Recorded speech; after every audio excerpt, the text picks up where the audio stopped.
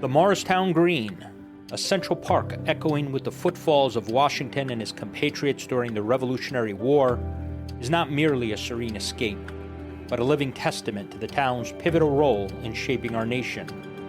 Morristown's history seamlessly intertwines with every individual who grew up there, creating a childhood rich in the echoes of the past and a vibrant spirit of community carried forward by each successive generation. These are their stories. This is Beyond the Green.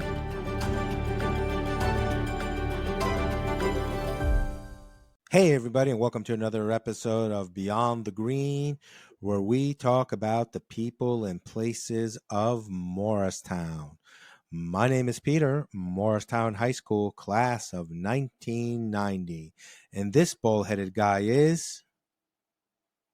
And I'm Terry, or Satiri, and I'm Morristown High School class of 1987. Welcome back, everybody, and we have a great show for you today. It is my honor and pleasure to introduce to Beyond the Green a fellow classmate of mine from 1990. He is a two-time nominated Grammy-nominated musician. It is our distinct honor and pleasure to welcome John Ginty to the show. Welcome, John. Thank you, guys. Thanks so much for having me. Peter, I don't think I've seen you since graduation day, 1990. You got that right. A lot of things have changed. I've lost a lot of hair since then. Yeah, welcome to the club, you know. So, John, let's talk about growing up in Morristown. So, whereabouts in Morristown did you grow up? Well, I was right down there off South Street, a little street called Prospect Place, and my father was a fire in the fire department, Morristown Fire Department. So we had one of those streets, you know, like back in the old days, and they'd stack all the firemen on the same street so they could all run to the firehouse, you know. So yeah, Chief Gribben lived on the street, and we had John Prendergast. There was 3 or 4 firefighters along with my dad there. So that's where I grew up. Yeah.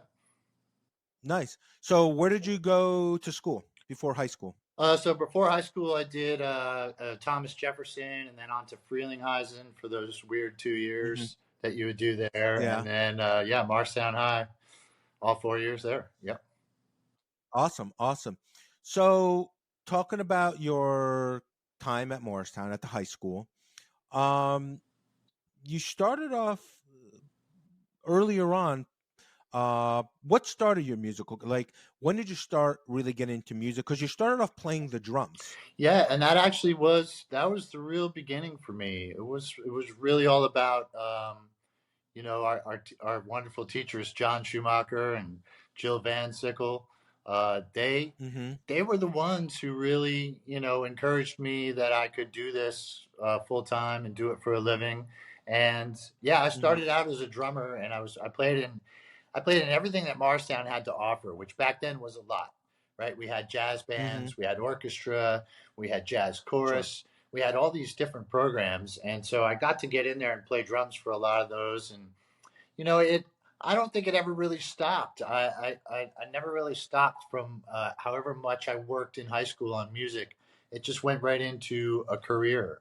And I switched to keyboards shortly thereafter, but we've kind of felt that happening my senior year. Every time I should have been practicing drums, I was in that little room playing piano, playing Journey songs or something, So in high school, musically, who inspired you? In high school, I was a deadhead, as my classmates would probably remember. I had really long hair, and I did the full-on Grateful Dead thing, and we were going to Grateful Dead concerts pretty regularly. And wow, to look back on it now, we were the oddballs. We were the freak shows. And look where it is now with the Dead at the Sphere doing 30 nights in Vegas and all. And you're all going now. All of my friends are going now. Back then, it was just a couple of us. But, so I saw Garcia a lot. I got to see Jerry Garcia a lot. And that band really inspired me to go on and do cool stuff. And I got to tell you, it went full circle, right? So every Deadhead knows their first show. So mine was a 4/6/87. And that was the first time that I saw the Grateful Dead at Meadowlands Arena, which is where we used to go see all our shows. Brendan Byrne Arena, guys, right? Come on. You're with me? And and it would be 4/6 2007. I would play at the Beacon Theater with Bob Weir and Rat Dog, and play their whole second set with them. Get to play 6 or 7 Grateful Dead songs with them on Brent Midland's organ, the organ that was on stage all those years earlier. Yeah. So it really became full circle, and it was all sort of, I don't know, it all felt kind of lined up. It all sort of seemed meant to be. Yeah. But did it seem surreal? Did it seem surreal at the same time? Totally surreal, like completely. Yeah. Like there's no way that this is happening. There's no way that I'm playing this on Brent's organ. Brent was really he was a huge inspiration to me to play Hammond organ, that's my main instrument. I play keyboards, I play piano, but people hire me to play Hammond organ. That's really what my specialty is. So to have that, all those years later, and play my hero's organ at that venue in New York City, the whole thing was like, this can't, Yeah. So I read somewhere that, was your grandmother a professional organist as well? That's true. My grandmother, Honora, was a church organist for St. Margaret's there in Morristown. Mm-hmm. She played a lot of people's weddings. She played a lot of funerals, and she was a teacher. She taught organ to a lot of students. Now, so the freaky thing is, this is very odd, is she passed away years before I was born. So, really? The fact that I would play Hammond organ professionally is another, just like, it's really hard to believe. It's, my family always found that really hard to believe. And so, we were never around at the same time. One of my cousins, Kevin, who lives down south, he came to a show once. I was on tour, and he told me that he took lessons from her when he was a kid. And I said, "Oh, you got to tell me, how did she play? What was her style? What did she sound like?" And he said, "She was aggressive." And I was like, "Yes, I'm aggressive too." So I like to think it's really passed down in the blood there somewhere. Absolutely. That's awesome though when you think about it. I'm sure when your parents saw this, you're like what's going on here? Like she's like your kindred spirit musically. Yeah, absolutely. No one knows how it happened, because I never made a conscious decision to do that. I switched from drums to keyboards because it just had more answers to me. It had more of what I needed. But then I would go and join like a Southern rock cover band, and those guys were like, "Man, you got to get a Hammond organ." And next thing you know, I had a Hammond organ, and all these years later, it's like it's my thing, So So then, I read a couple of articles, and just to get a little more information about your career, and your career was pretty much on an upward trajectory right from the get-go. Like, it's like you had a lot of opportunities come your way. I'm not saying you didn't have to work hard for them, but a lot of doors opened up for you very early on, after high school. Absolutely. Yeah, they really did. And it was the hard work kind of came after the doors opened, I'm not sure if it was a cart before a horse scenario there. I certainly was working hard, but you got to have some luck in this business. You got to be in the right place at the right time, and you got to meet the right people. And I've had a couple lucky turns early on, and met a couple people who brought me into the music business and taught me a lesson that I teach a lot of kids and a lot of people who are getting into the business now. What's left of it is, you got to take advantage of those things when they come along, and you have to be in it to win it. If you're not hanging out backstage at the show and meeting the people, then it's going to be tough for you to kind of get in it. Rock and roll is a tiny, tiny, tiny little place.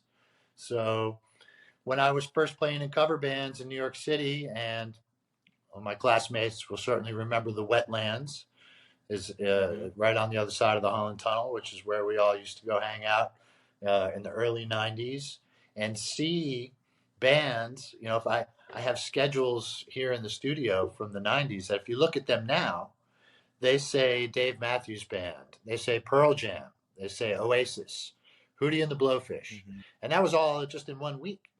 And but they were back then. They were all new bands, just making their way through the club scene. I think it was the first time Oasis ever played in New York. They played the Wetlands, so that was where my band played on Tuesday nights. You could get in for free.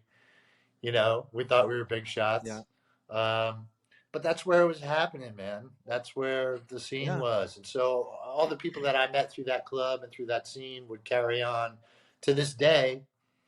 You know, I met Warren Haynes at the Wetlands and sat in with him in probably 1992 or 1993. Right. And, you know, I played with him a couple weeks ago. So it's you know, that was the real connection. We were really lucky to have the access to New York City that we had at the time that we had it. Absolutely. You know, you were a session player for a lot of different bands.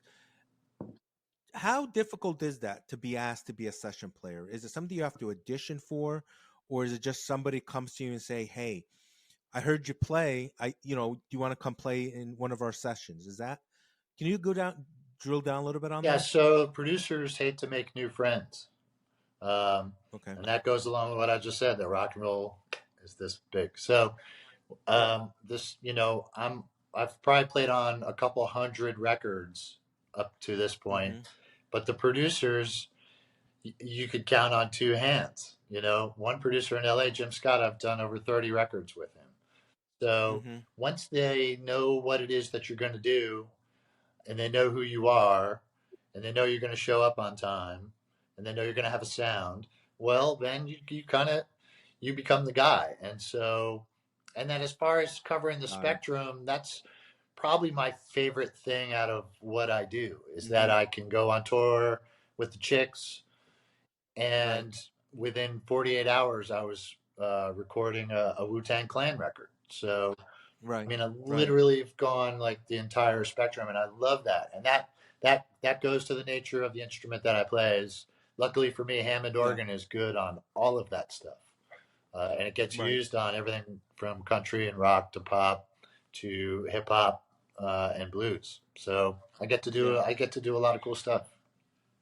Yeah, you know, I read an article once that said between 1965 and probably in a 30-year span between 65 to 95 was perhaps the best 30 years for rock music. Agreed. Would you agree with 100%. That? And I was lucky to see it. When I first got into the business, one of the first records I played on that really meant something was a record called Whiskeytown. It was Ryan Adams' first venture, and the album is called Stranger's Almanac, and it's the high bar for alternate country music and what would become that genre. A lot of people look at that record as sort of the top business. So that record, you know, I went to Nashville for a couple weeks, and we took our time, and we recorded on 2-inch tape in a real recording studio with a big shot producer and the whole nine. It had everything. And I thought, this is 1997. I thought, wow, this is going to be great. I get to do this for the next 30, 40 years. Like, oh man, I got it made, you know? No, I mean, that was one of the last, it was practically over by 2000. It all turned into computers and laptops and Pro Tools, and we can't afford you, and we can't afford to fly you out, and can you do the record in one day? And there's no budget, there's no record label, so it by 2000 it was all gone. But for a couple years there, and in a couple of important records, I got to see it, and I'm so grateful I got to see it. It was really cool. Yeah. Now, talking about studios now, I just want to touch base a little bit about Ben Elliott, and I know you were very close to Ben. I don't know if my brother knows this or not, but Ben was co-owner of the Showplace? Yeah, in Dover. Yeah, in Dover on Salem Street. Yeah. You know what I'm talking about? So he recorded like Keith Richards there, and they did or Ben, I don't know if he was there, but he recorded Clapton as well. Sure. I don't know if it was at that Yeah, studio. no, it was. I remember It was. and I remember I read an article years ago that Bon Jovi recorded there as well. I don't know if that's true or not. It may have been. I'm not sure about that. I don't know if But I don't know if Bon Jovi recorded there, but they probably played there. Back in the okay, 80s, maybe they played there. the show place, Yeah, the front half of the show place was actually a music venue, and yeah, certainly Metallica played one of their first shows there. So I yeah, know that for a fact. So I wouldn't doubt that Bon Jovi had played in that room as well. yeah, Yeah. yeah. So going back to Ben, he was very influential in your career. Huge. He's one of my dearest friends, and I love that this is a Morristown based interview because I always have to leave this part out, but I can actually tell you guys, you're actually going to be interested by this. So Okay. my mom was a dental assistant, and she worked for Dr. Murray Gruber on Maple Avenue in Morristown, right behind the library, one of those big Victorian buildings. Okay. Yeah. So when it turns out that Ben Elliott is Murray Gruber's son. So Ben and I go back as far as human beings go. He remembers actually my parents coming over to his house for dinner when they were dating. So, and Ben was a teenager, right? So the fact that we'd go on to make so many records together, once again, it's like another one of these, we keep bringing up these crazy meant to be moments. Certainly that's another one. I don't know how that's possible, but it was. And in the last 15 years of Ben's life, we made some really great records. The Bennett Brothers and Alexis P. Suter, Albert Castilla, Todd Wolfe, Sean Chambers, Slam Allen. The list goes on and on. Rochelle Cobo. We did a ton of great work together up at that studio. And every once in a while, a big shot would come in. Keith Richards and Lou Paulo and Clapton recorded there with Hubert Sumlin for a Muddy Waters tribute record. And word would get out that the big shot was in town, and it would make the Daily Record or something. We always got a kick out of it. I did a lot of work in there with Neal Casal, the late great Neal Casal, also a New Jersey, Denville guy. So Ben, unfortunately, Ben passed away in 2020, and the studio's gone. And we were just talking the other day about what a fragile little moment in time it was. But boy, we made some great records. We made a lot of great music out of that place. Yeah. But is it true that you're in possession of the analog console? Oh,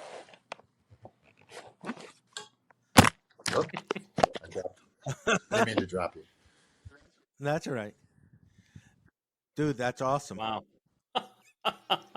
Dude, if that console could talk. I have a couple things.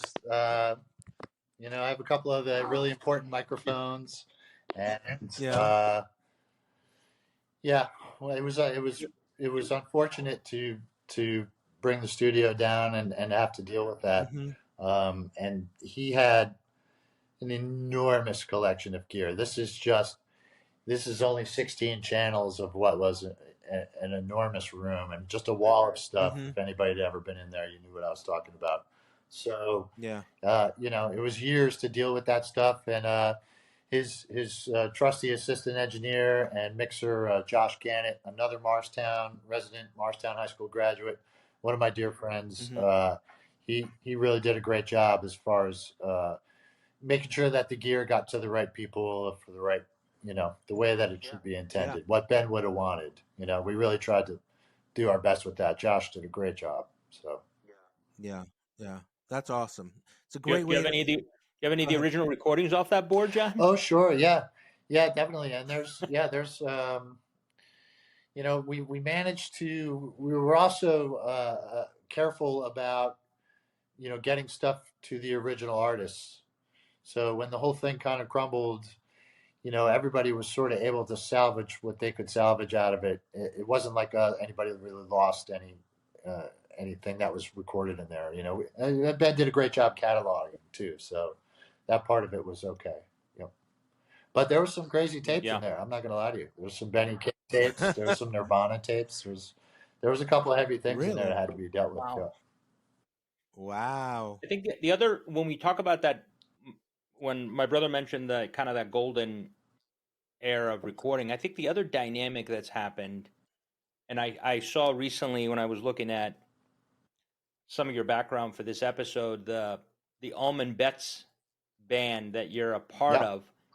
The thing that's striking to me is how many musicians from that time that we remember Oh yeah. have offsprings, children that have followed in their step. And Almond Betts is a perfect example, right? Yep. You have Devin Allman, Greg Allman's Yep. son.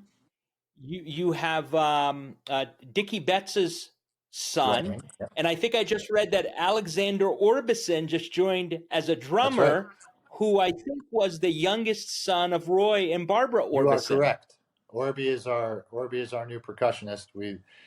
Our Scott Bryan passed away last year, and so Orby's always been a friend and has sat in with the band on numerous times. So he took the slot there, and it is wild.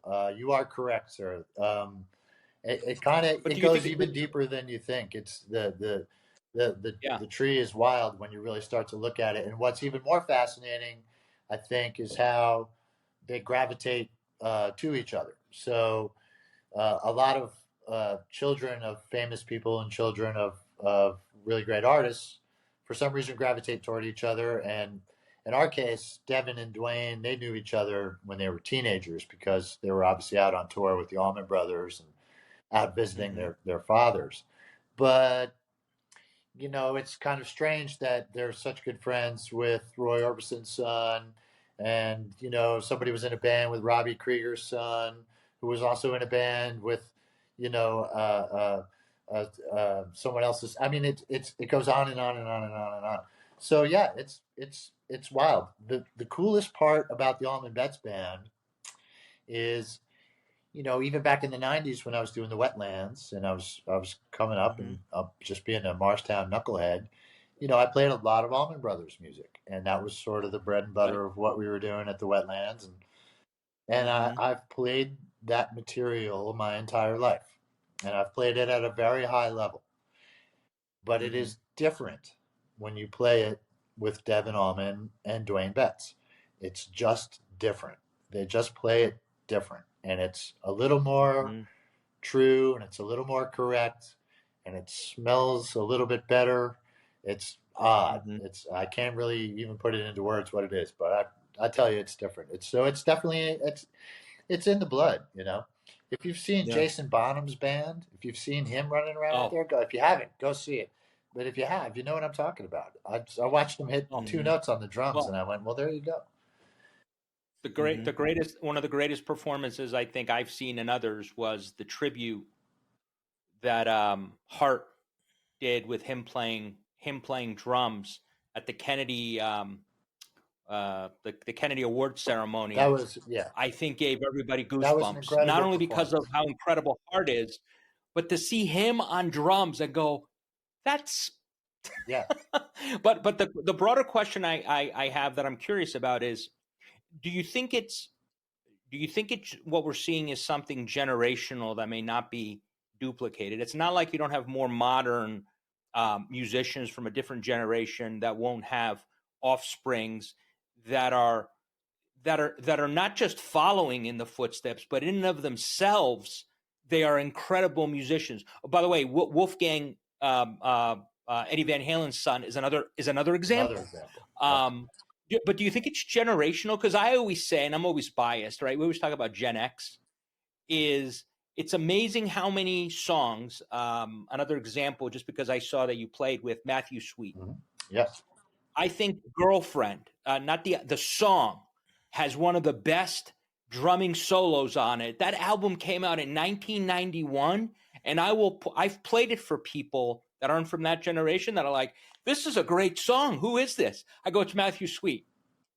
I don't think we've heard of him. It just blows your mind. But the lifespan of that music that we grew up with. Do you, as somebody who is in the weeds, Do you think it's generational? Do you think that's too simple or outdated concept, that it's just that what we see today is different? It's not necessarily better or worse or won't have the lifespan 20, 25 years from now. It's just different. You have a perspective on that? So there's two parts, I think. It evolves like it always does. And we're not supposed to necessarily at this point in our lives understand, agree with, or like what our kids listen to, right? That's always been the rule. Our parents hated what we would listen to, so on and so forth. That part of it is okay. And I'm okay with, I've always been okay with, people think because I'm a rocker and I play blues and I play hip hop or whatever that I don't like Taylor Swift or Justin Bieber or Katy Perry. I love all those artists. I think there's a place for everybody. And I think if it's something that connects with people on that high of a level, I have no problem with it. The problem comes into when we're in this evolution, the normal evolution of music, but we lost the industry. The industry has literally gotten swept away, and it is finally catching up with the product. And so I don't know where that goes. I wish I could see down the line as to where that goes. I'm not positive. I certainly hope that it would be more than generational. But if it is generational, that means a couple are going to have to go by before they turn around and come back. And so, people say, even look at me like I'm nuts when I say I make records. I mean, well, what do you mean by that? And it's just the terminology that we used in the 90s, and so it's because that's what we used to make.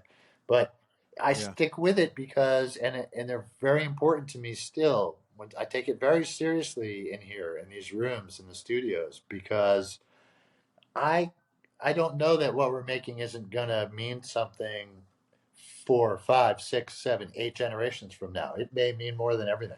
So that's why we still do it, and that's why we still take a lot of care into it. But as far as that goes, I don't know. Until they put some industry back in it, it's really tough to say. Morristown High School does a career day. You guys know Career Day? I got a call a couple years ago, and they said, would you come in for Career Day? We want you to go into the music and arts room and talk to the kids. And I said, I'll do it. But just so you know, I'm going to stand at the door and I'm going to point all those kids to other rooms because there's no industry in this room behind me. There's nothing. It's all, I wouldn't know where to tell you where to even begin nowadays. Yeah. So, until that comes back in it, man, it's really tough to say, Yeah.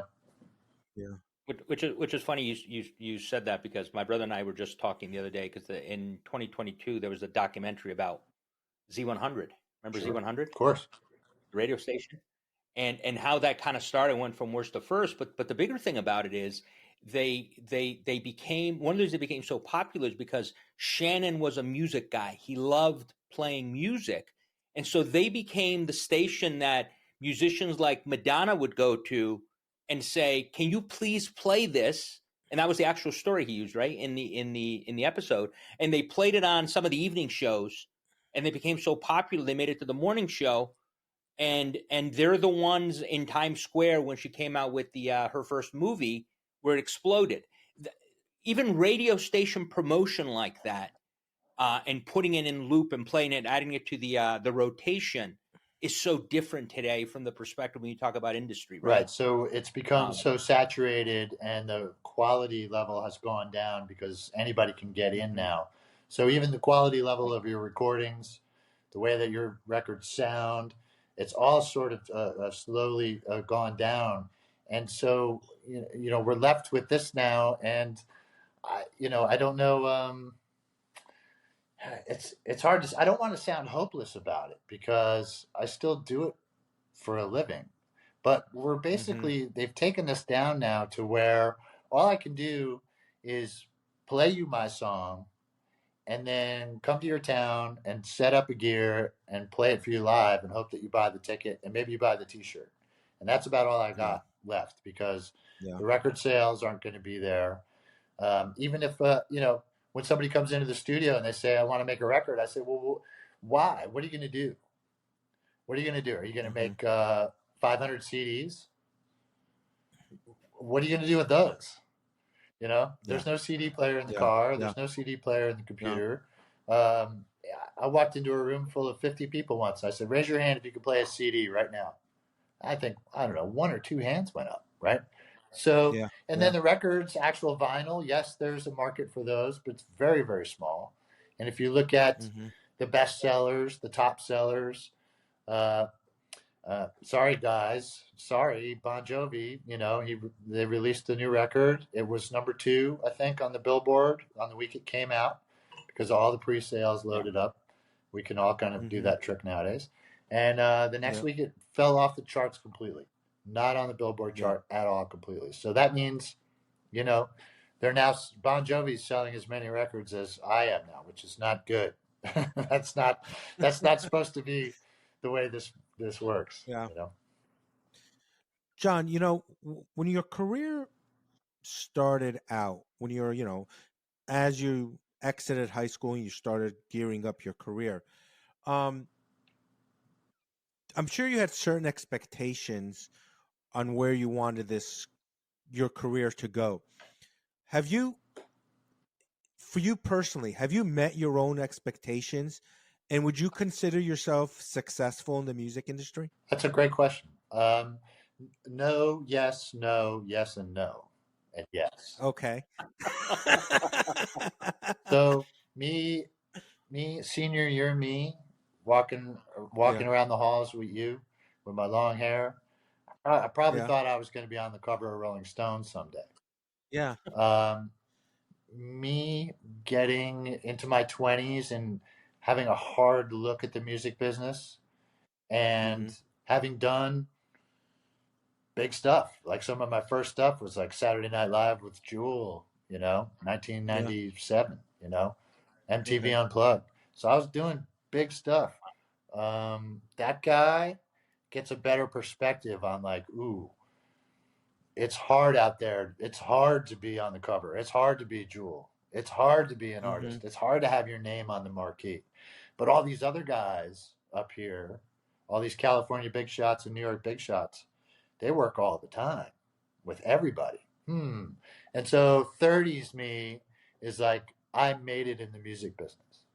I'm successful. I'm a professional musician. I tour and I make records for a living. And I do it for as many people as possible. And I'm not the guy ever going to be on the cover of Rolling Stone. And I'm cool with that because those people have it tough. And I don't want any part of that, And 40s me thought, well, maybe I do. Maybe I'll make some solo records and try it out and dip my toe in. Maybe now I'm ready for it. Maybe now I can be a big shot. Maybe now, no. That didn't work either. Again, it's like be careful what you wish for. I got to make some of my own solo records, and it's the hardest I've ever worked and the most money I've ever lost in my life. I'm lucky we all survived it. I'm not sure we did. And I went running back to the studio.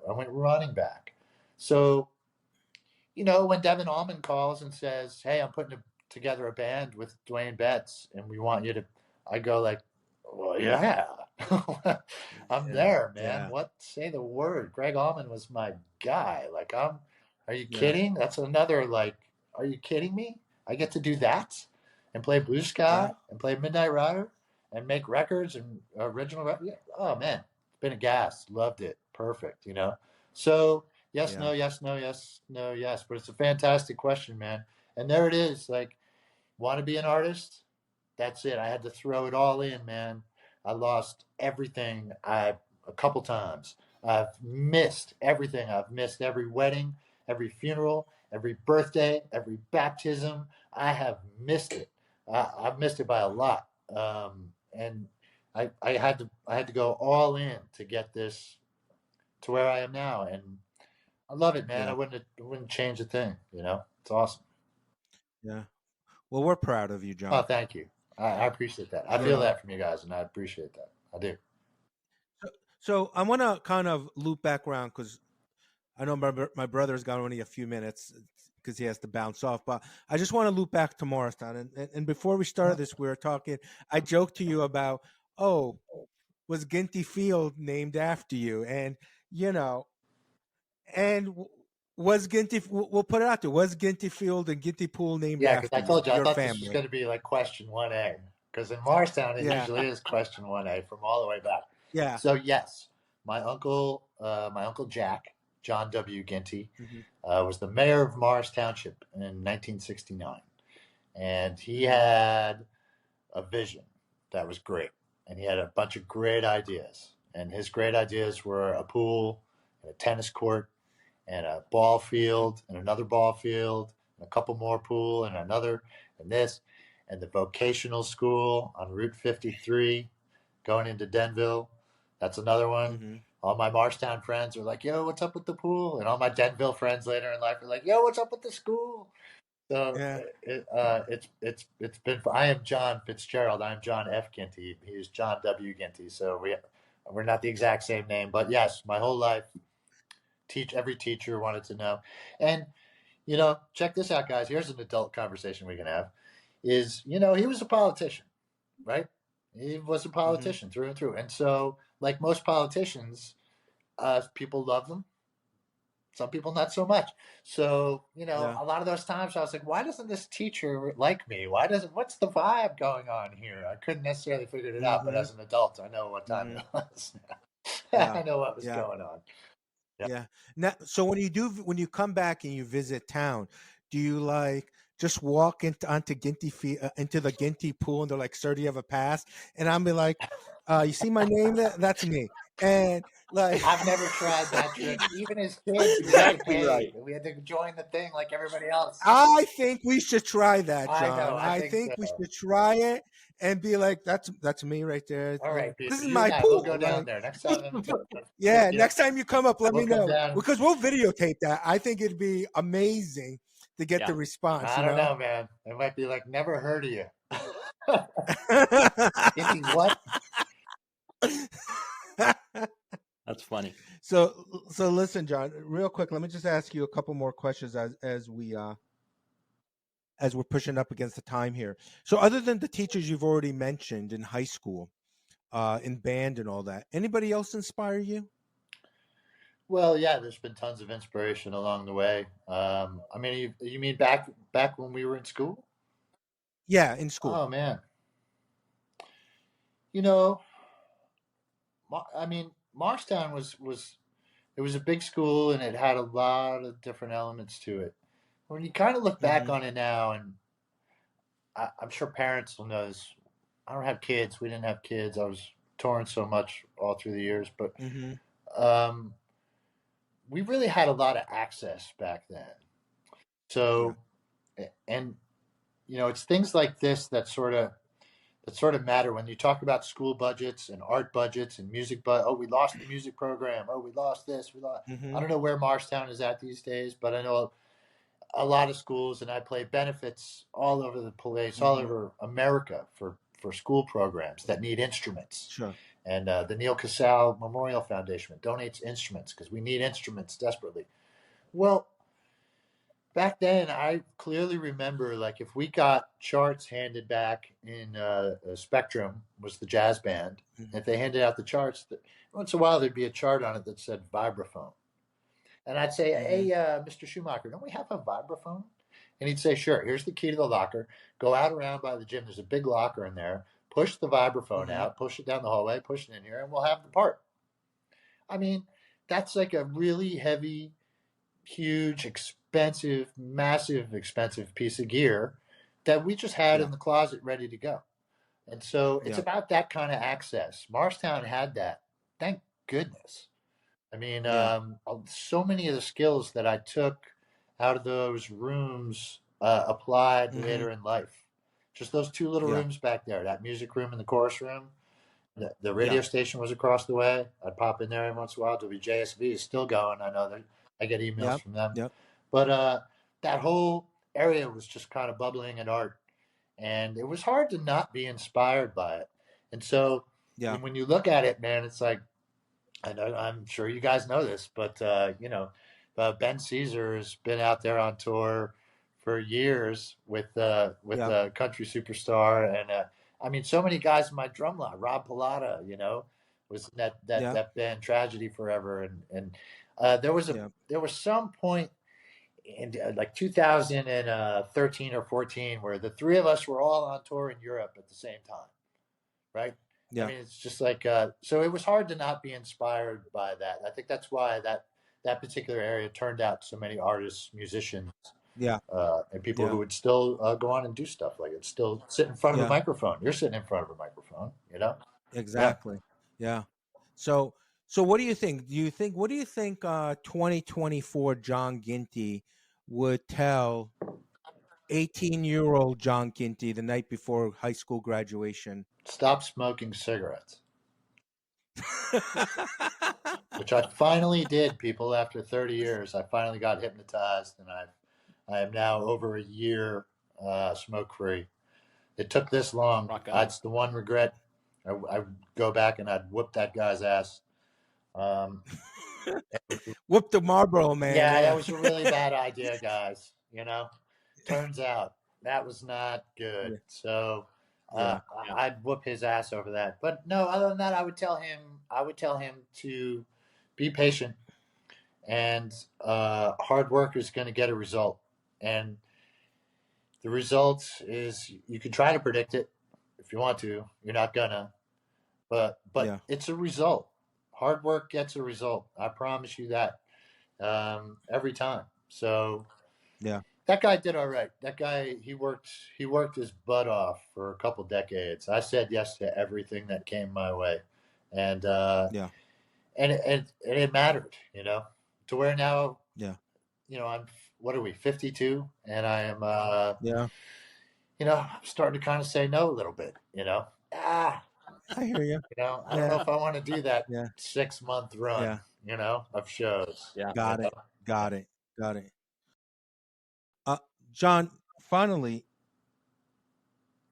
do you miss any restaurants from Morristown? Well, I told you I moved to Florida, right? Yeah, I know, and I know the pizza sucks in Florida. It's terrible. We keep trying to convince ourselves otherwise. We got this place that's like decent. It's like decent, and we keep getting it. And we go like, oh man, what are we talking? This is great. And and then I go home and I get a slice and I go, oh my god, we have nothing. So I miss the pizza and the bagels and the diners.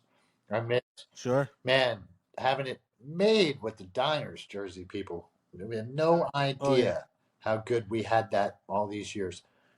To get a Taylor ham, egg, and cheese at 3 a.m. with French fries and gravy, trust me, you can't do that. It doesn't get any better than that. There's a lot of other states out there, and they don't do that. Right. That was us. That was just us. So, well, I have to tell you, John, COVID kind of screwed all that up, because a lot of diners now, they're not open past midnight now. Yeah, I get it. Maybe 11 o'clock. I get it. The numbers changed and everything kind of changed, but it's still possible. It's still possible. Yeah, it's still possible. It's impossible in like Kansas. Believe me, it's not happening. Yeah, exactly. They don't even know what a diner is. Sioux City, Iowa. It's not happening. They don't know what diners are. Sometimes they'll take a train car and make it look cute. I'm like, oh, that's so cute. That's exactly. Well, listen, John, we really appreciate you coming on and spending the time with us. Thank you. On behalf of the two of us, I want to wish you continued success in everything you do. And on behalf of our graduating class of 90, John, keep doing what you're doing, man. We're all proud of you. And hopefully next year we'll see you at the 35-year reunion. I hope so. I would love to be able to make it to a reunion. Hopefully I'm not on tour somewhere, as has been the case. Yeah. And hopefully, I mean, I'm all over the place. I'm easy to find out there. But hopefully every couple of years or so, I get the invite to come up and play First Night Mars at the big theater. And we set it up and we have a big hoopla in there. And if you see that, you ever see that coming, Morristown people, 1990 people, MHS people, if you ever see one of those coming, come on down. I mean, it's the easiest thing you'll ever do. That theater is beautiful. It's cheap and easy to get in. It holds all of us. We really have a blast. I always have special guests, and it's one of my favorite things to do. They really roll out the red carpet for me up there and make me feel like a big shot. That's So awesome. come on down. As they should. As they should. You're a treasure to Morristown, my friend. Thank you guys. And finally, John, I'm going to have one request.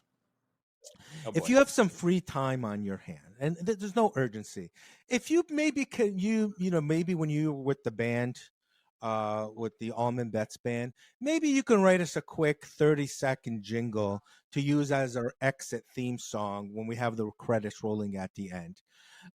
Again, it's not a necessity, but I'm just saying it would be kind of nice. Peter, I'll buy you need a jingle, I am your guy. Yeah. Okay.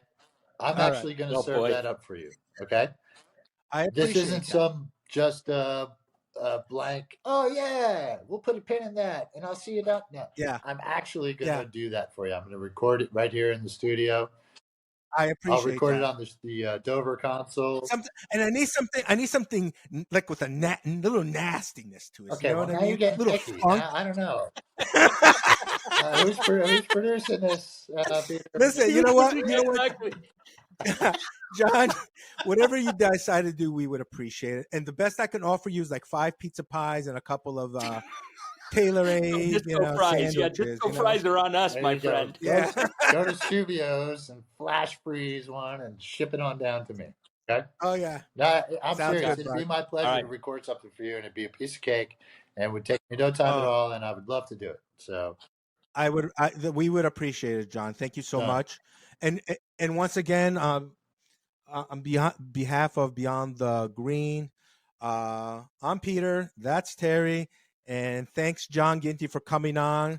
Continued success in everything that you do. Thank you, guys. And thanks for what you do. This rocks. It's an awesome show. Keep it up. Thank you.